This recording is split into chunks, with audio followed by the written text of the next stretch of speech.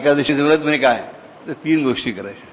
एकादशीच्या दिवशी या स्वयंमग्नाचं स्मरण करायचं, त्याचं पूजन अर्चन करायचं.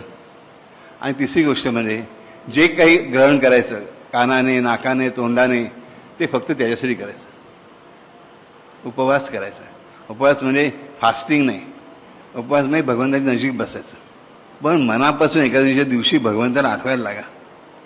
बरोबर, आपण जो मंत्र कैसे करत तोच करायचा, पण तो करता आठवण ठेवायची या इंद्राच्या गोष्टीची.